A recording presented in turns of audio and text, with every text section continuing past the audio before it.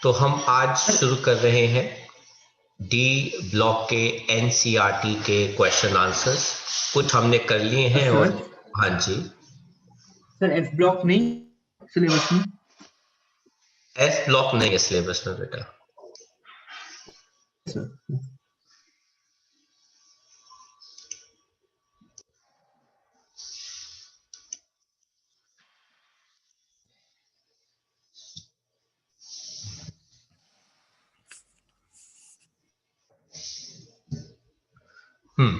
तो जो जो हमने डिस्कस कर लिए हैं उनको फिर मैं आगे टिक करता रहूंगा।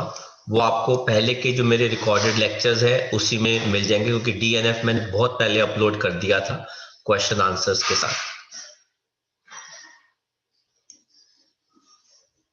तो ये हमारा एक क्वेश्चन है, एग्जाम्पल नंबर 1।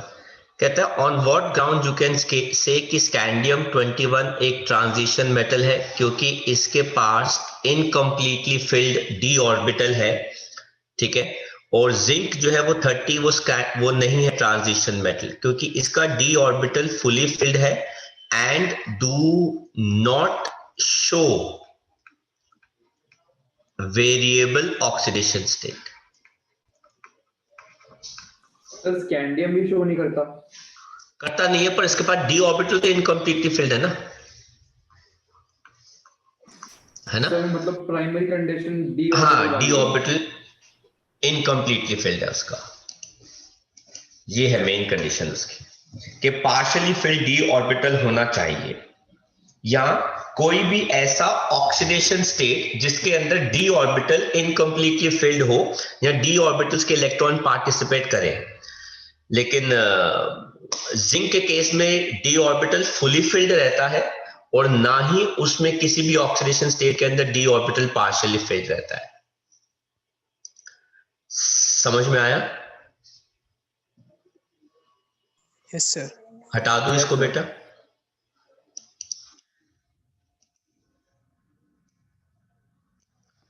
कहते हैं इन टेक्स्ट का 8th क्वेश्चन, कहते हैं silver atom has completely filled D orbital in the ground state, how can you say that कि वो एक ट्रांजिशन मेटल है?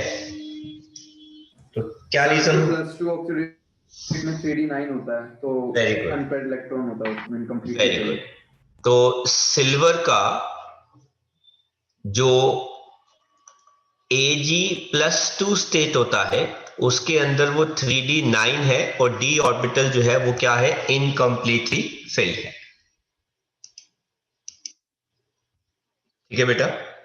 तो आप कैसे लिखोगे? इन Ag2 positive state silver has 3d9 that is incompletely field D orbital.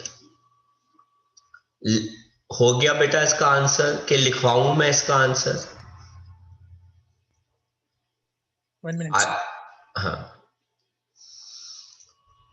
in Ag2 positive oxidation state, Ag has 3d9, sorry 4d9, my mistake. It has 4d9 that is incompletely filled d orbital. That is incompletely filled d orbital. आगे बढ़े।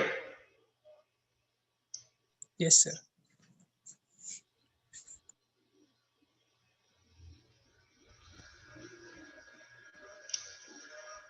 वैसे मैं बता रहा हूं बेटा, इस table के अंदर आप देख सकते हैं यहां पे इलेक्ट्रोड पोटेंशियल की वैल्यूज जो है वो दे रखी हैं, +2 स्टेट के लिए और +3 स्टेट के लिए। हालांकि डेंसिटी का कोई वो इस्तेमाल यूज जो है वो नहीं है, ठीक है।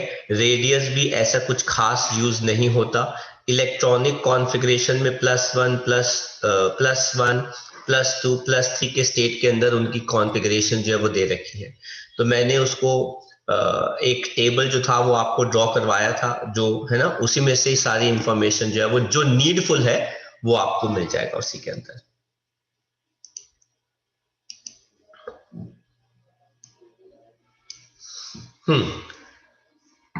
तो नेक्स्ट हमारा क्वेश्चन था कि Why do transition element exhibit higher enthalpy of atomization due to strong interatomic interactions, जिनकी वजह से stronger bonding होती है between atoms, जिनकी वजह से enthalpy of atomization ज्यादा है.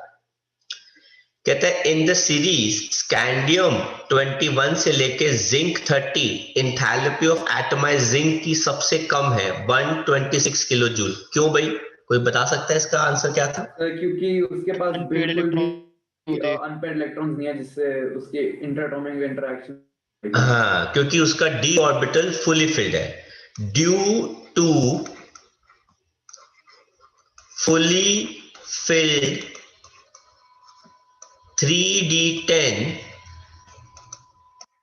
inter electronic repulsions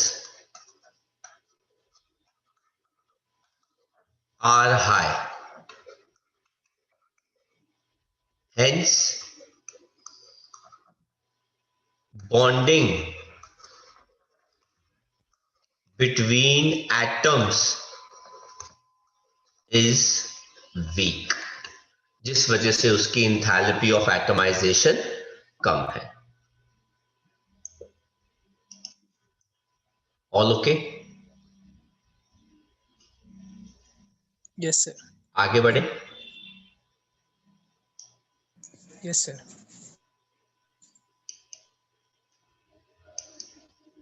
तो ये था वो टेबल बेटा ऑक्सीडेशन स्टेट वाला, जिसके अंदर मैंने इलेक्ट्रोड पोटेंशियल्स की वैल्यू जो थी वो ऐड करके बता दिया था आपको.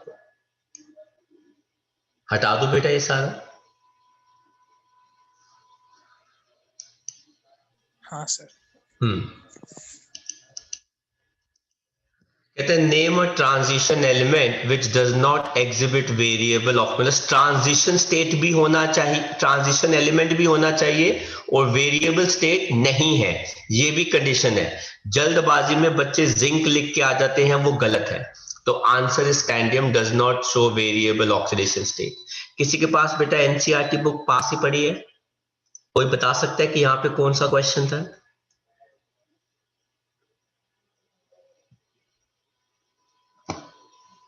Which of the 3D series of the transition metals exhibits the largest number of oxidation states and why? हाँ, तो कौन सा इसका आंसर था? Mn. सर वो +7 वाला है, इसकी +7 होती है. हाँ जिसमें वो क्या है 3d5 and 4s2. तो इसका आंसर लिखिए Mn shows maximum number of oxidation states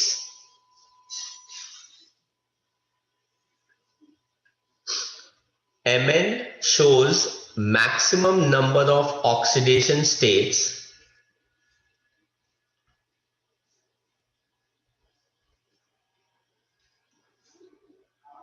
as it has 5 unpaired electrons, as it has 5 unpaired electrons,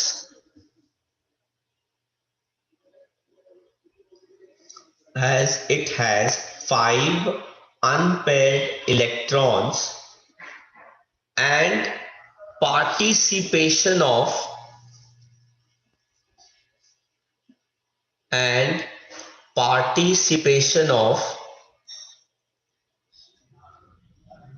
electrons of 3d5 and 4s2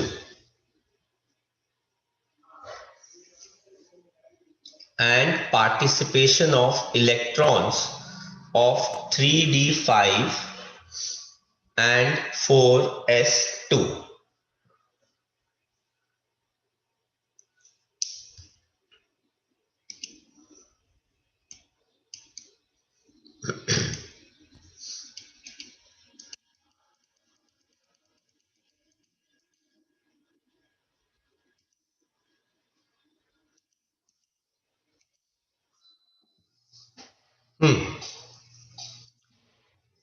example number 4 कहते हैं Cr2 नेचर में रिड्यूसिंग है क्योंकि Cr2 positive एक electron lose करता है, undergoes oxidation, इसीलिए ये नेचर में क्या हो गया, रिड्यूसिंग एजेंट, एंड क्या बनाता है, Cr3 पॉजिटिव,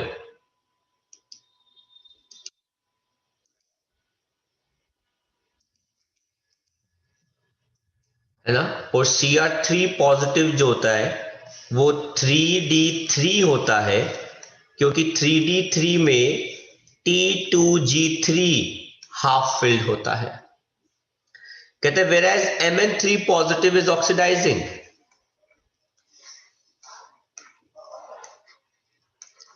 Mn3 पॉजिटिव भी 3d4 होता है, जो एक इलेक्ट्रॉन गेन करता है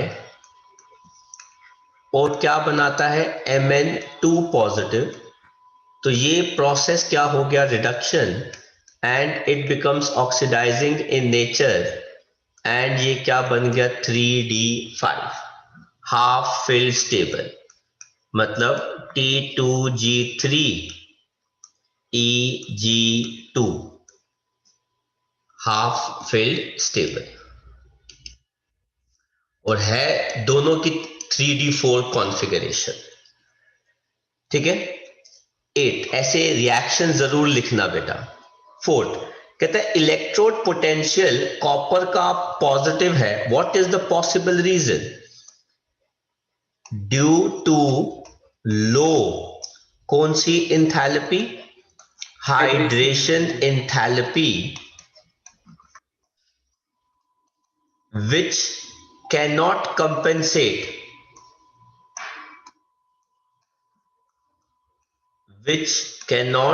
compensate for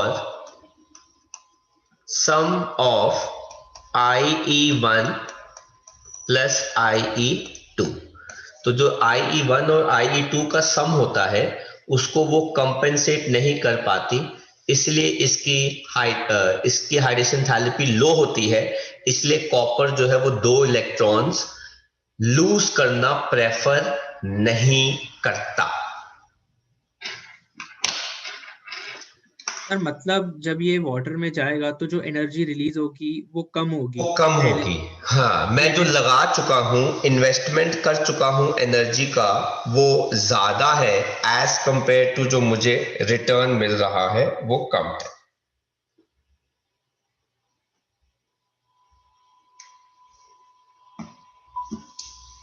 डन बेटा।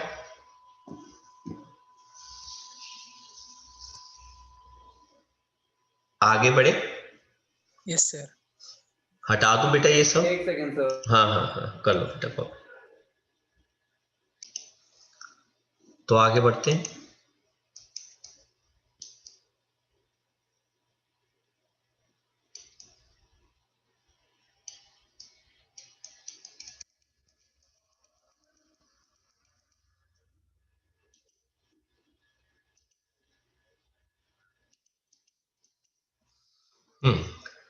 कहता है how would you account for the increasing oxidising power in the series.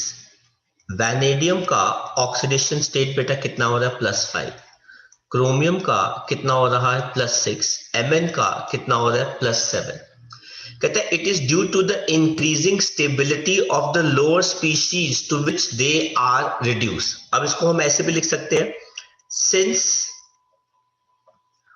Oxidation state is increasing, therefore their tendency to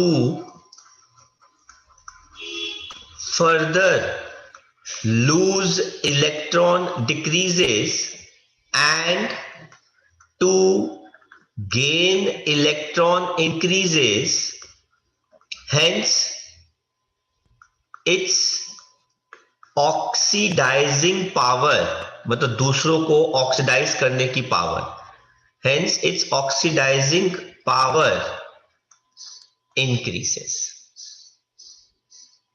ठीक है। फिर कहते हैं इन टेक्स्ट का how would you account for the irregular variation of ionisation enthalpies 1 and 2 in the first transition series. बेटा मैंने बताया था ना, आफ्टर वो is बताओ बताओ। सर वो वर्ड भूल गया, रीअरेंज जैसा हो जाती है हाँ, rearrange of energies. Stable state में। हाँ, after IE1 electrons rearrange themselves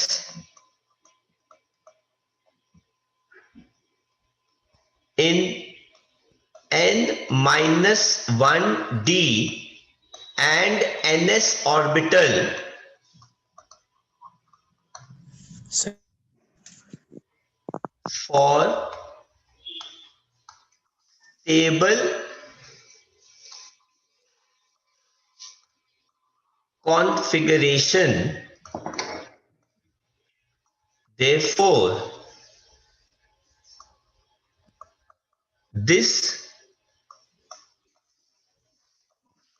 rearrangement of electrons and energies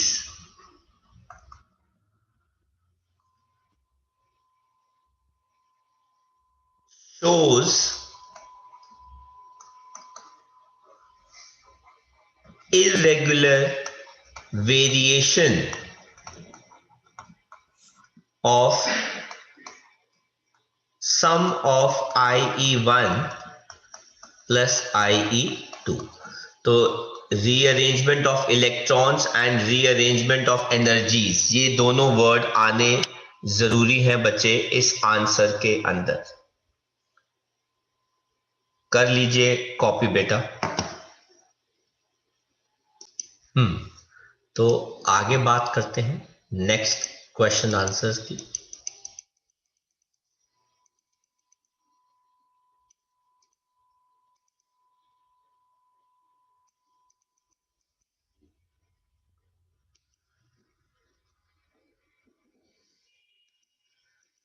example number 6 कहते हैं फर्स्ट रो ट्रांजिशन एलिमेंट की इलेक्ट्रोड पोटेंशियल की वैल्यूज दे रखी है, आप एक्सप्लेन कीजिए ये इरेगुलरिटी क्यों है। जैसे आपको बताया था कि इरेगुलर वेरिएशन जो है IE1 का और IE2 का और इंथैल्पी ऑफ सब्लिमेशन कंपैरेटिवली काफी कम होती है, जिसकी वजह से हाइड्रेशन इंथैल्पी उनको कंपेंसेट नहीं कर पाती, ठीक है ना। इस वजह से इनके इलेक्ट्रोड पोटेंशियल की वैल्यूज जो है वो क्या होती है, डिफरेंट होती है। तो इसका मेन रीजन जो है वो irregular variation of sum of IE1 और IE2 का सम होता है। और इसका इरेगुलर वेरिएशन क्यों है बेटा, उसका हमने आंसर आपको पिछले वाले क्वेश्चन में बताया। तो इरेगुलरिटी इलेक्ट्रोड पोटेंशियल्स की वैल्यू में इसलिए आती है क्योंकि इरेगुलर वेरिएशन ऑब्जर्व की गई है इन सम ऑफ IE1 एंड IE2, ठीक है। एंड हाइड्रेशन इंथैल्पी भी उसको पूरी तरीके से कंपेंसेट नहीं कर पाती। इसका आंसर लिखवाना है कि बेटा हो जाएगा। आई थिंक ऑलरेडी किया हुआ है। किया हुआ बेटा, हाँ जी बिल्कुल बिल्कुल सही कह रहे हैं आप।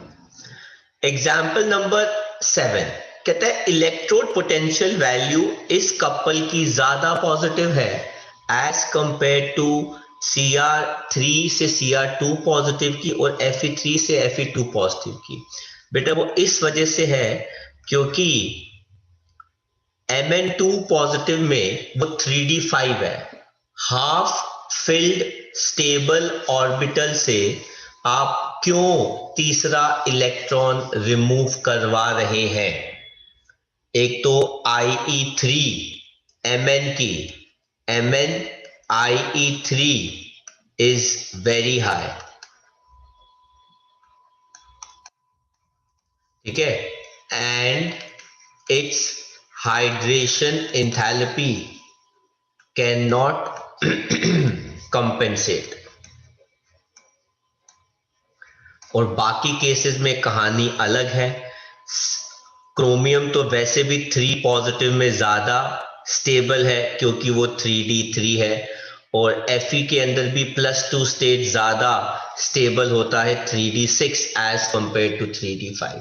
ये वाला क्वेश्चन में बेटा हमने इलेक्ट्रोड पोटेंशियल की वैल्यू से भी हमने किया था, है ना। तो क्योंकि +3 स्टेट जो है Mn का वो काफी ज्यादा थर्ड IE नीड करता है। इन टेक्स्ट का बेटा 6th question, why is the highest oxidation state of a metal is exhibited in oxides या fluoride only? क्या रीजन है बेटा? क्योंकि ऑक्सीजन और फ्लोरीन सबसे ज्यादा इलेक्ट्रो एलिमेंट्स होते हैं, because स्टेट O ज्यादा स्पेलिंग आउट करता है and F both are highly, both are नहीं होगा, both have highest electronegativity, both have highest electronegativity, hence metals prefer to show bigger oxidation state oxygen and fluorine के साथ। कहते हैं which is a stronger reducing agent. Stronger reducing agent का मतलब है कौन ऑक्सीडाइज करेगा। क्रोमियम 3 पॉजिटिव में जाएगा कि फेरस 3 पॉजिटिव में जाएगा? बेटा जो 3 पॉजिटिव में जाएगा उसके ऑक्सीडेशन इलेक्ट्रोड पोटेंशियल की वैल्यू क्या होनी चाहिए? For for 3 positive state its OEP value should be high और REP value should be low। लेकिन हमको तो बेटा सिर्फ REP ही दे रखी होती है, तो मैं आपको उस टेबल पे ले चल रहा हूं जहां पे क्रोमियम और फेरस के 3 पॉजिटिव स्टेट्स की इलेक्ट्रोड पोटेंशियल दे रखा है। दोनों में से जिसके आरईपी की वैल्यू कम होगी उसका +3 स्टेट ज्यादा होगा। ठीक है, तो मैं आपके साथ वो वाला टेबल जो है वो शेयर कर रहा हूं।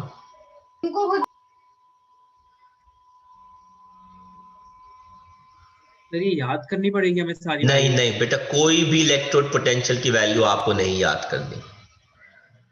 जहां जहां पे नीडेड होगा वहां वहां पे वो दे रखी होगी। जरा मुझे देख के बताओगे कि क्रोमियम के 3 पॉजिटिव की वैल्यू -0.41 है और Fe2 पॉजिटिव की 3+ की वैल्यू पॉजिटिव है, तो बताओ इसमें से लोअर क्रोमियम। ठीक है, तो आंसर क्या आ जाएगा इसके अंदर? क्रोमियम का आंसर आ जाएगा। तो जरा ये वाला क्वेश्चन कर चुके हैं। हाँ आई नो बेटा, सारे क्वेश्चन हमने ये वाले किए हुए हैं। एक बार मैं रिवाइज करा रहा हूं क्योंकि बेटा ये बहुत इंपॉर्टेंट चैप्टर है, हर एंट्रेंस वगैरह के लिए भी बड़ा इंपॉर्टेंट है, इसलिए मैं थोड़ा सा आपको ये रिवाइज करा रहा हूं और फिर इसको अपलोड कर दूंगा, तो आप आराम से इनको आगे पीछे कभी भी बैठ के दिवाली वाले दिन देख सकते हैं। तो बेटा इसका आंसर हम कैसे लिखेंगे? Since E0 Cr3 positive / Cr2 positive is -0.41 volt is lower than electrode potential of Fe3 positive / Fe2 positive, hence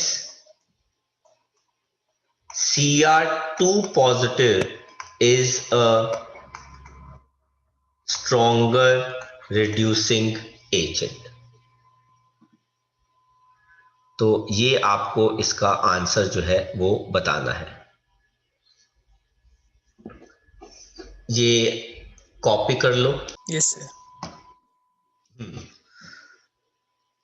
तो आगे चलते हैं।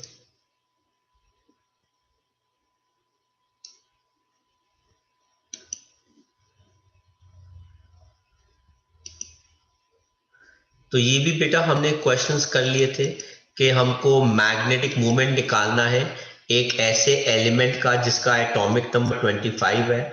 25 के साथ इसकी कॉन्फ़िगरेशन क्या हो जाती है बेटा 3d5 4s2। इसका बेटा डाइवैलेंट निकालेंगे, जो डाइवैलेंट निकालेंगे वो m2 पॉजिटिव हो जाएगा, जिसकी कॉन्फ़िगरेशन क्या हो जाएगी बेटा 3d5। इसके पास 5 अनपेयर्ड इलेक्ट्रॉन हो गए, तो हमने फॉर्मूले में प्लेस किया mu is equal to n into n+2 whole under root, unit आ गया बोर मैग्नेट्रॉन। आंसर आपके पास आ गया 5.92। सेम फॉर्मूला अगले क्वेश्चन के लिए भी इस्तेमाल होगा बेटा, जो हमारे पास ये रहा इन टेक्स्ट का 8th क्वेश्चन। कहते हैं स्पिन ओनली मैग्नेटिक मोमेंट निकालना है आपको इस एलिमेंट का। एटॉमिक नंबर बेटा कितना है 27। 27 का मतलब होता है 3d7 4s2। इसका कैटायन की वैल्यू निकालनी है, तो ये क्या हो जाएगा 3d7। अब 3d7 का मतलब हो गया ये दोनों पेयर्ड हो गए, पेयर्ड हो गए, अनपेयर्ड अनपेयर्ड। तो बेटा नंबर ऑफ अनपेयर्ड इलेक्ट्रॉन कितने हो गए 3। तो बोर मैग्नेट्रॉन की टर्म्स में कितना आ जाएगा n इंटू n+2 bm। तो 3 इंटू 3+2 होल अंडर रूट, 3+2 5, 5 से कितना आ गया बेटा 15। तो 15 मतलब ऑलमोस्ट 16 हो गया, तो 3 पॉइंट समथिंग आ जाएगा, है ना, 8 या 9 के आसपास आ जाएगा, है ना। 16 का जो रूट होता है वो 4 होगा, और ये कितना आ रहा है 15, तो 3.8 3.7 के आसपास आ जाएगा। राइट, कर लो बेटा कॉपी साथ साथ में।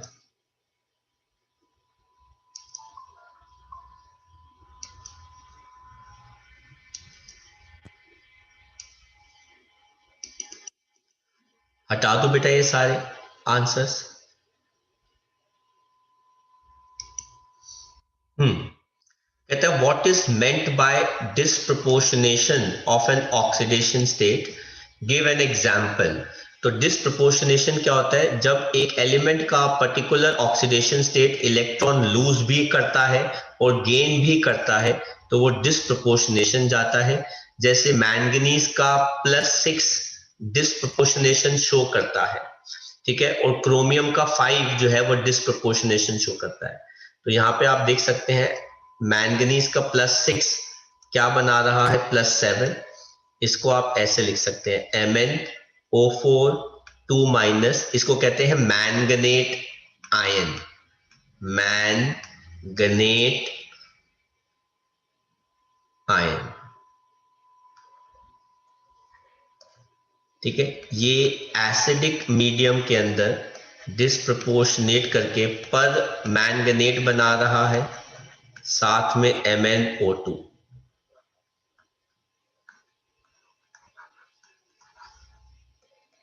तो ये हो गया +7, ये हो गया +4, और ये हो गया +6।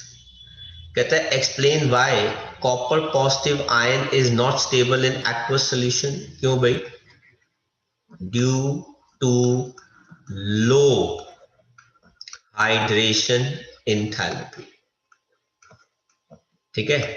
Hence undergoes disproportionation, hence undergoes disproportionation।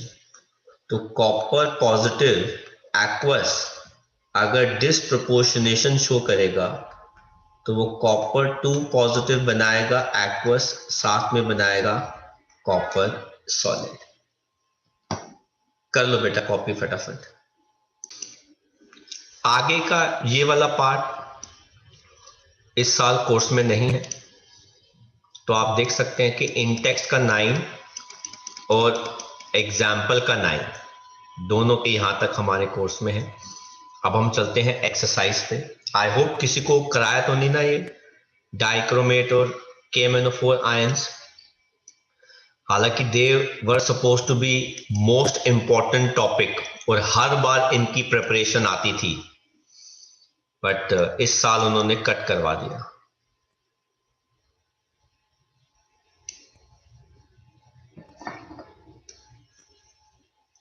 और F ब्लॉक जो है वो भी हमारे कोर्स में नहीं है, एंड आई एम होपिंग कि आप किसी के स्कूल में नहीं कराया।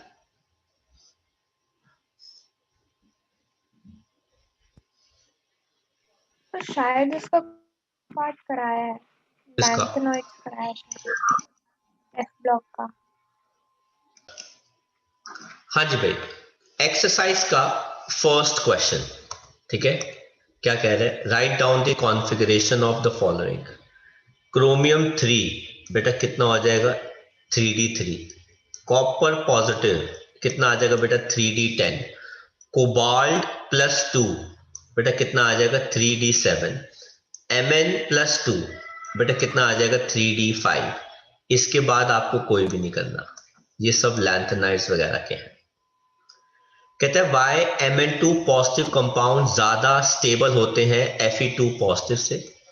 बेटा Mn2 पॉजिटिव के पास 3d5 हाफ फिल्ड ऑर्बिटल है, whereas Fe2 पॉजिटिव के पास 3d6 इनकम्प्लीटली फिल्ड है। Is that clear? इसीलिए Mn जो है वो +2 ही बनाएगा, +3 नहीं बनाएगा। पर आयरन जो है वो +2 में एक इलेक्ट्रॉन लूज करके +3 की ऑप्शन में जा सकता है, क्योंकि उसको वहां पे क्या मिल जाएगा 3d5 स्टेबिलिटी। तो जरा लिखो बेटा इसका आंसर, लिखो Mn2 positive is 3d5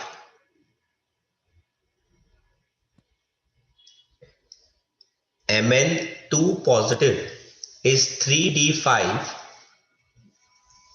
half filled stable,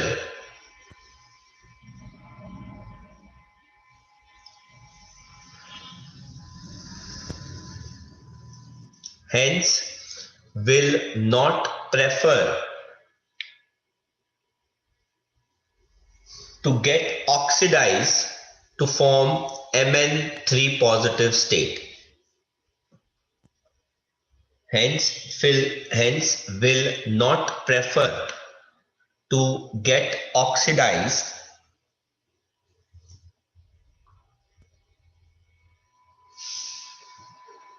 to Mn+3 3d4 state, bracket में 3d4,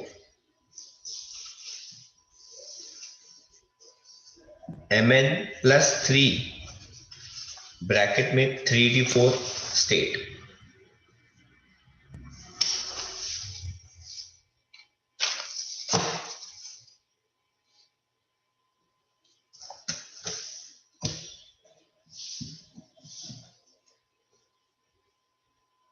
ठीक है, फुल स्टॉप लिखो। whereas Fe2 positive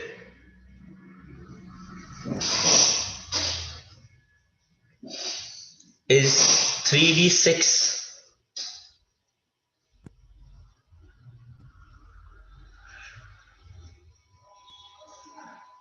and will get oxidized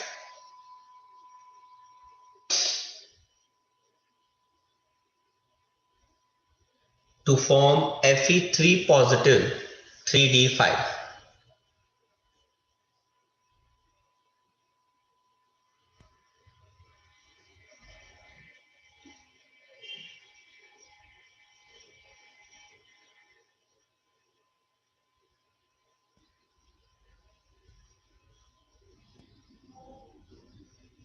आप जगह छोड़ सकते हो बेटा रिएक्शन को कॉपी करने के लिए।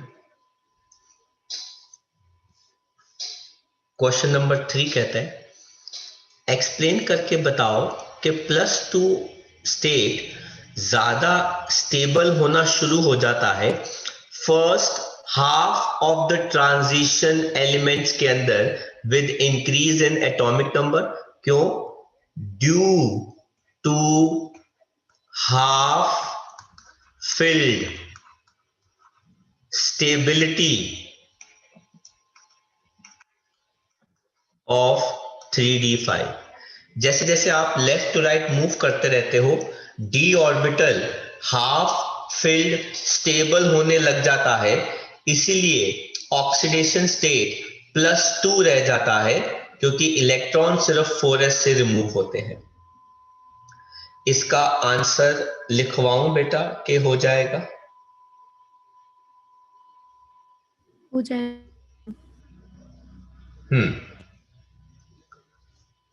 Fourth question, to what extent electronic configuration decide करती है stability of an oxidation state in the first series of transition metal, illustrate to answer the example with example. तो बेटा फर्स्ट ट्रांजिशन सीरीज में अगर किसी भी ऑक्सीडेशन स्टेट के लिए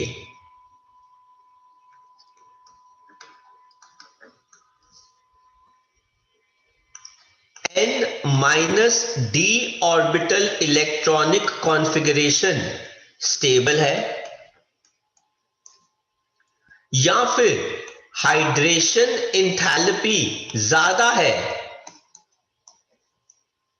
देन वो स्टेट जो है बेटा वो क्या होगा? स्टेबल होगा। इसका आंसर लिखिए बेटा, मैं आपको लिखवाना चाहता हूं। देखिए, for any particular oxidation state,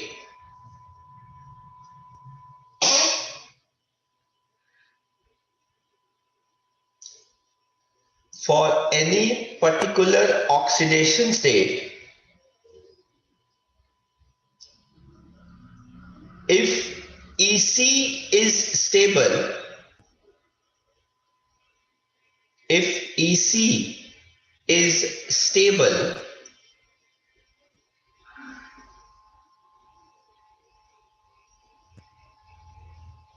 then that oxidation state is also stable. Then that oxidation state is also stable.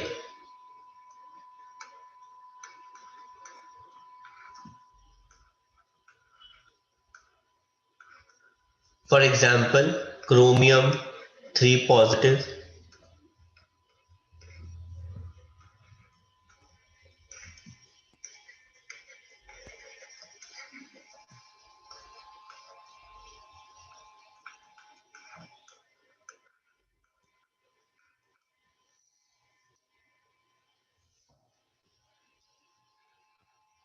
ठीक है, that oxidation state is stable. तो हम सिर्फ इलेक्ट्रॉनिक कॉन्फ़िगरेशन के बिहाव ही बात कर रहे हैं। देन हम बात करते हैं बेटा फिफ्थ क्वेश्चन की, what may be the stable oxidation state एक ट्रांजिशन एलिमेंट का जिसकी D electronic configuration ground state में ये है। तो बेटा मैं पहला पार्ट पढ़ रहा हूं, पहला पार्ट में यहां पे रेड मार्क हुआ है बेटा, क्या मैं इसको मिटा सकता हूं? सबको रिमूव कर दूं? Yes sir. तो अब हम देख सकते हैं बेटा कि कौन कौन सी ऑक्सीडेशन स्टेट हमारे पास आ रही है क्वेश्चन नंबर 5 के अंदर।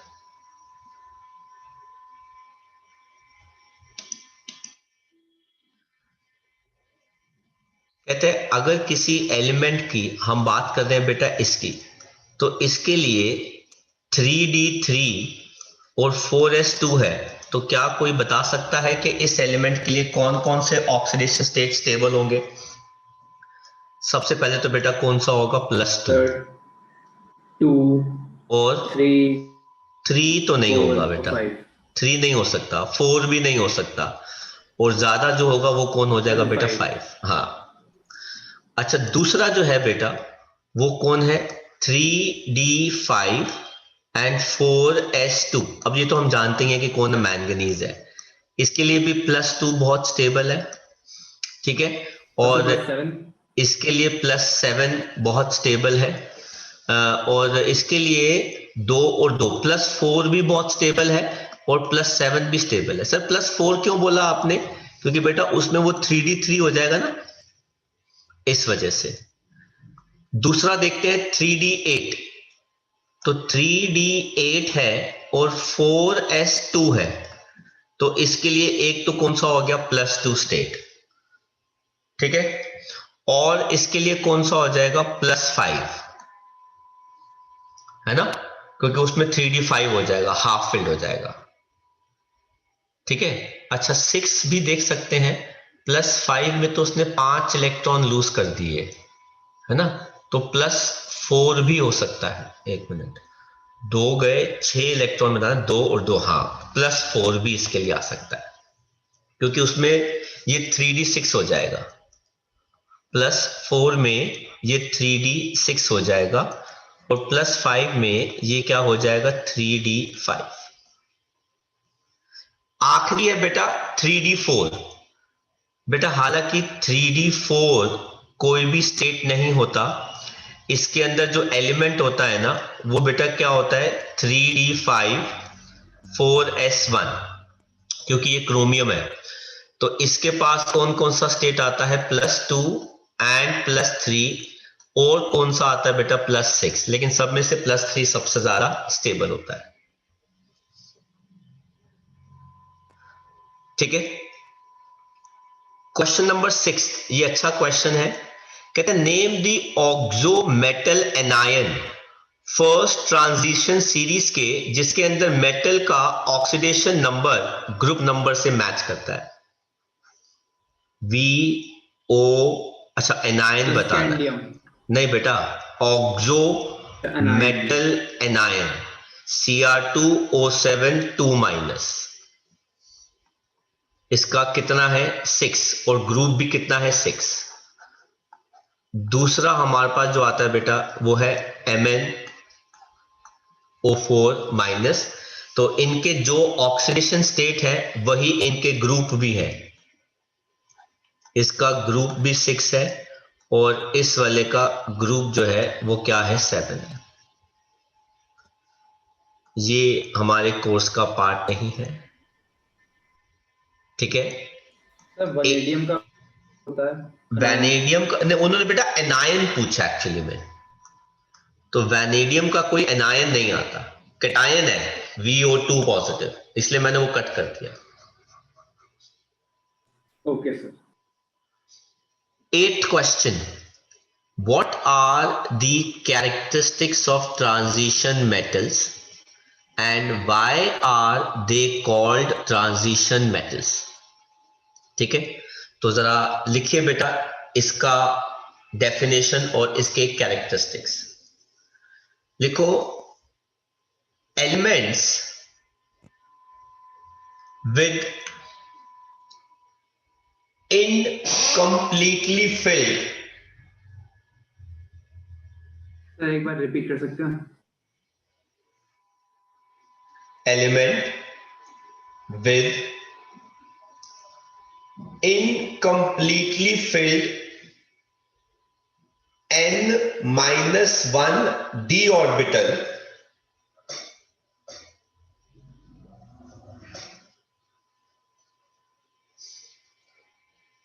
in any of its oxidation state,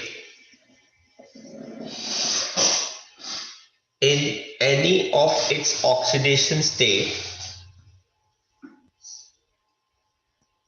and show variable oxidation state are called transition metals.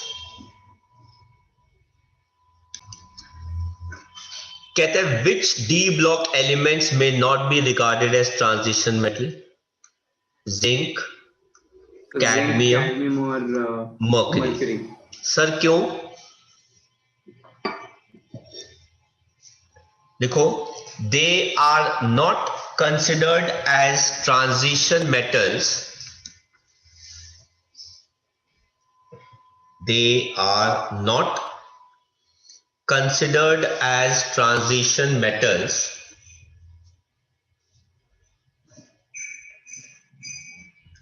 because they do not show variable oxidation state.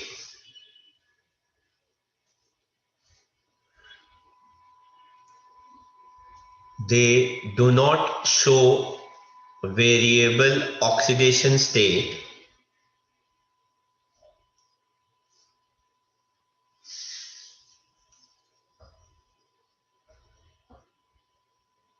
nor have incompletely filled nor have incompletely filled n minus d orbital n minus 1 d orbital in any of its oxidation state, nor have incompletely filled n minus 1 d orbital in any of its oxidation state.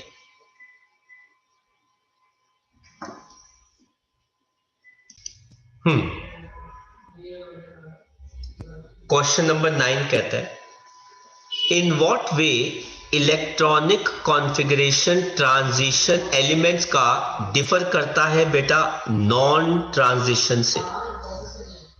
बेटा non transition को हम एक और नाम से जानते हैं, वो है रिप्रेजेंटेटिव एलिमेंट्स। कौन है वो? Representative elements. सर ये कौन से होते हैं? एस और पी ब्लॉक के। तो एस और पी ब्लॉक के एलिमेंट्स में और ट्रांजिशन एलिमेंट्स में डिफरेंस क्या है? बेटा डिफरेंस ये है कि ट्रांजिशन एलिमेंट्स के लास्ट के 2 शेल्स इनकम्प्लीटली फिल्ड होते हैं, जिसकी वजह से ये वेरिएबल ऑक्सीडेशन स्टेट शो करते हैं, लेकिन नॉन ट्रांजिशन एलिमेंट्स के लास्ट का शेल इनकम्प्लीटली फिल्ड होता है और ये वेरिएबल ऑक्सीडेशन स्टेट शो नहीं करते।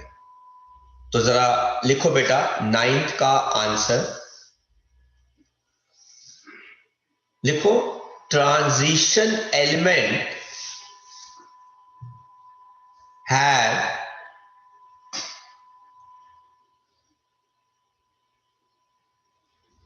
last 2 shells incompletely filled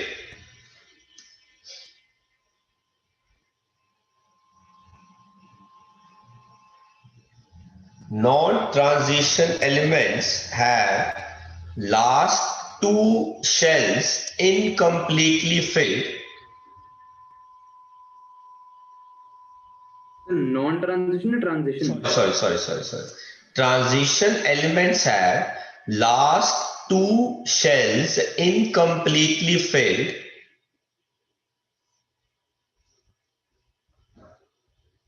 and show variable valencies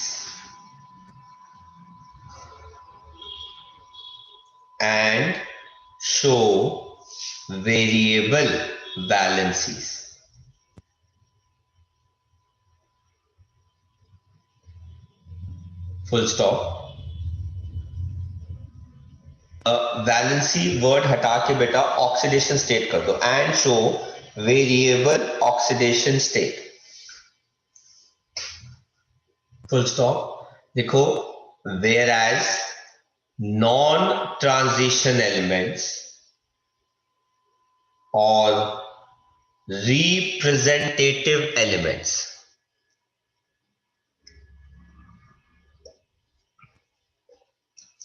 whereas non-transition or representative elements ब्रैकेट में लिखो S and P block, S and P block have only last shell incompletely filled,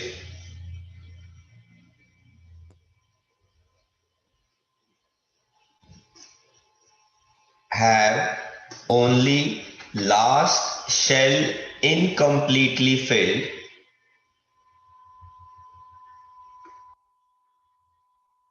and do not show variable oxidation state.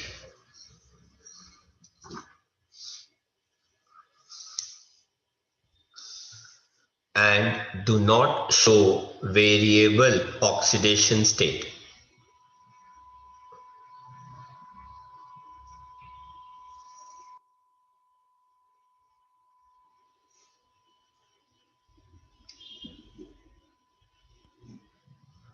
लिख लिया बेटा? 10th question कहता है oxidation states of lanthanides, ये हमारे कोर्स का पार्ट नहीं है, हमने कट कर दिया। 11th क्वेश्चन, ट्रांजिशन मेटल्स और many of their compound shows paramagnetic behaviour, क्यों भाई? ड्यू टू प्रेजेंस ऑफ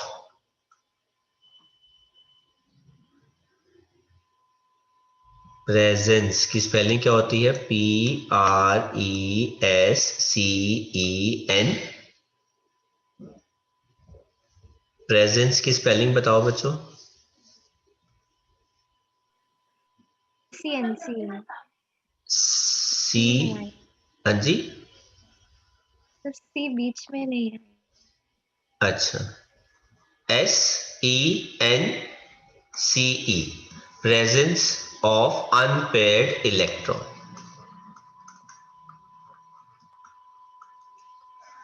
ठीक है, कहते हैं enthalpies of atomisation of transition metals की ज्यादा होती है, क्यों?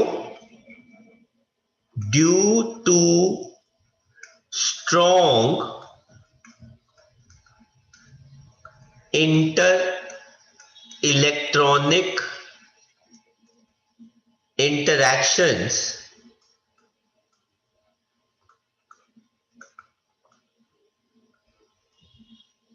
showing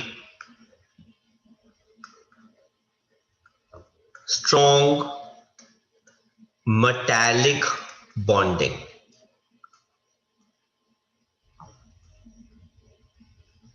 As they have unpaired electrons.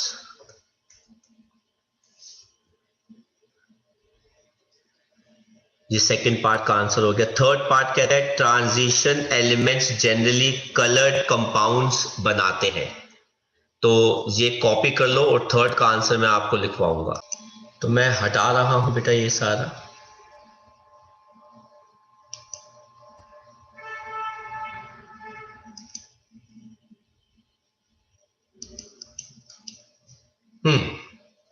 Third part कहता है transition metals have form coloured compounds. देखो, due to presence of unpaired electrons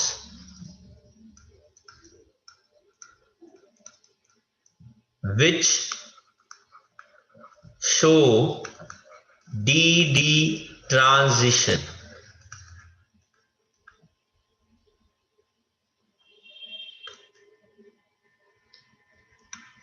They are colored. They are colored. कहते हैं ट्रांजिशन मेटल्स एंड उनके compounds are good catalyst since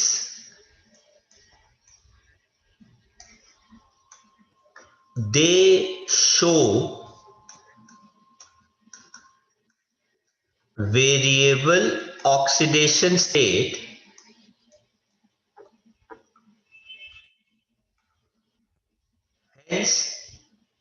can form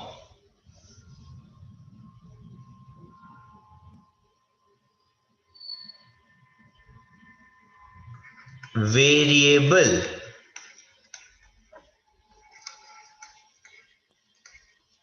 unstable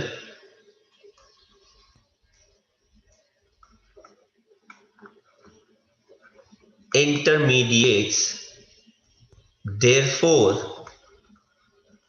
acts as good catalyst. Therefore they act as good catalyst. ठीक है? Moreover, they provide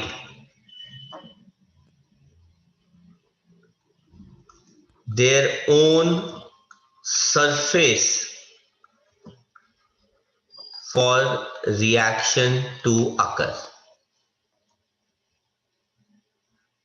दोनों, in fact 11th question is one very important question. तो मैं हटा रहा हूं ये,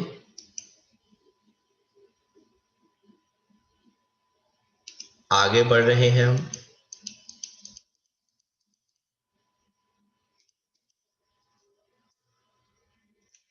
12th question कहते हैं what are interstitial compounds, why are such compounds well known for transition metals. तो लिखो बेटा इसका आंसर. जैसे मैंने बताया था कि ट्रांजिशन मेटल्स का साइज थोड़ा सा बड़ा होता है, ठीक है? तो जब हम इनको हीट करते हैं तो इनके बीच के स्पेसेस में छोटे छोटे एटम्स उन जगहों को ऑक्यूपाई करके इनकी फिजिकल प्रॉपर्टीज को चेंज कर देते हैं. लिखो, since transition metals have comparatively bigger size, since transition metals have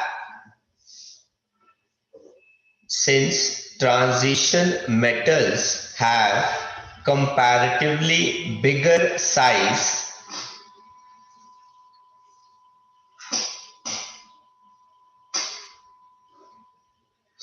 therefore small atoms like H, C, N, etc.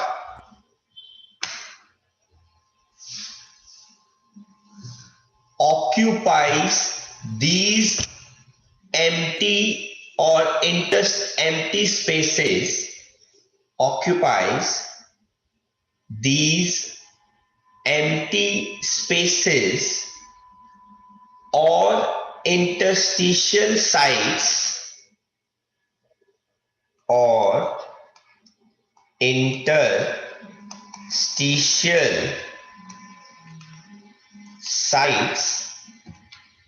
and changes their physical properties.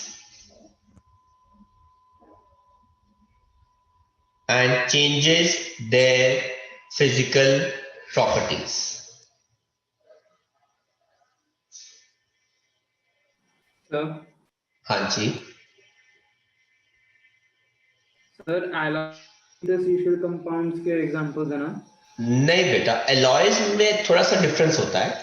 Alloys में ये होता है कि मेटल्स एक दूसरे की लैटिस साइट ऑक्यूपाई करते हैं. बेटा दो टाइप की साइट्स होती है. एक होती है खाली जगह, जब एटम्स, देखो बेटा एक रूम के अंदर एक जगह है बैठने की, जो सिटिंग प्लेसेस है बेटा उनको, जैसे सिनेमा हॉल हो गया, सिनेमा हॉल के अंदर जो सिटिंग प्लेसेस है उनको हम कहते हैं लैटिस साइट, और जो जहां पे बैठने की जगह नहीं है उनको हम कहते हैं इंटरस्टिशियल साइट्स.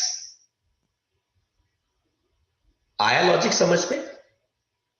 तो एक क्रिस्टल के अंदर कोई भी, जब हम क्रिस्टल लेते हैं उसके अंदर दो जगहें होती हैं. एक होती है लैटिस साइट और दूसरी होती है इंटरस्टिशियल साइट्स.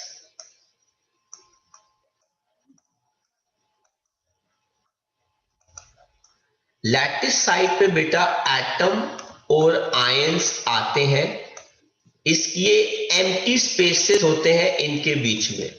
कभी कभार यहां पे भी कोई गलती से एटम छोटा साइज का घुस जाता है, एंटर कर जाता है, जिसकी वजह से इंटरस्टिशियल कंपाउंड्स होते हैं।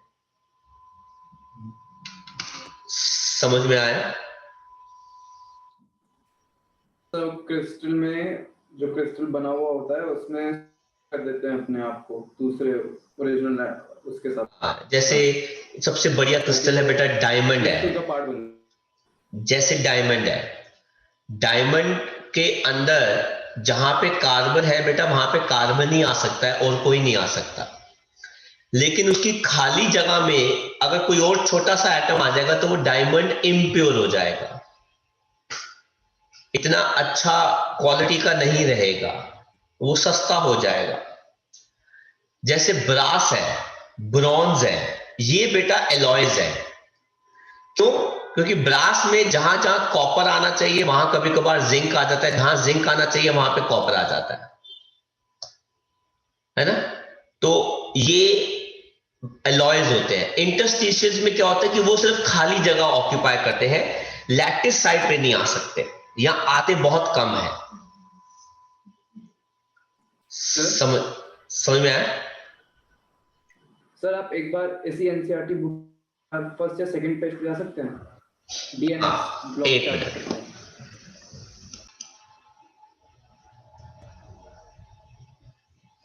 तो आज हम सिर्फ क्वेश्चन नंबर 12 तक ही कर रहे हैं, ठीक है? बाकी के क्वेश्चंस के आंसर हम अगली क्लास में करेंगे।